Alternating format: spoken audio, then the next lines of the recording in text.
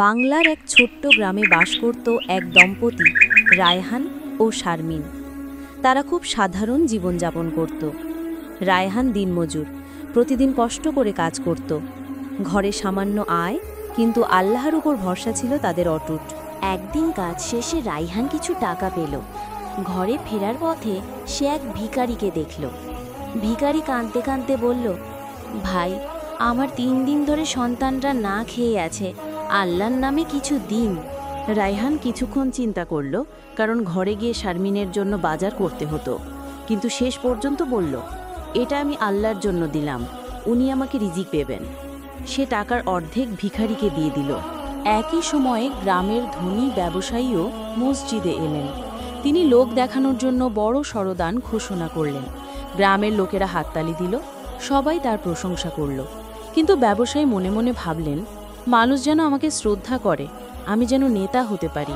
রায়হান যখন ঘরে ফিরল, হাতে বাজার করার মতো টাকা কম ছিল। শারমিন অবাক হয়ে জিজ্ঞেস করল, আজ এত কম বাজার করলে কেন? রায়হান সব ঘটনা খুলে বলল। শারমিন হেসে বলল, আলহামদুলিল্লাহ, তুমি যদি আল্লাহর জন্য দান করো তবে ক্ষতি নয়, বরকতই হবে। তারপর সামান্য খাবার দিয়েই তারা আনন্দে খেয়ে নিল। পরদিন সকালে হঠাৎ এক অপরিচিত লোক রায়হানের বাড়িতে এলো।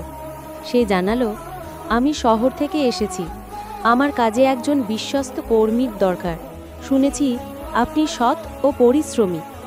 লোকটি রায়হানকে কাজ দিল, আর তার বেতন আগের দ্বিগুণ। রায়হান বুঝল, সেদিনের দান বৃথা যায়নি, আল্লাহ তাকে দ্বিগুণ রিজিক দিয়ে ফিরিয়ে দিয়েছেন। একজন আলেম বললেন, মানুষের চোখে বড় কাজই মূল্যবান মনে হয়, কিন্তু আল্লাহ দেখেন নিয়ত। ধনী ব্যবসায়ের দান লোক দেখানোর জন্য ছিল, তাই তার কোনো মূল্য নেই। কিন্তু রায়হান আর শারমিন যে সামান্য দিয়েছিল, আল্লাহর কাছে তা মহা মূল্যবান হয়ে গেল। কাজ বড় বা ছোট নয়, আসল হলো অভিপ্রায়।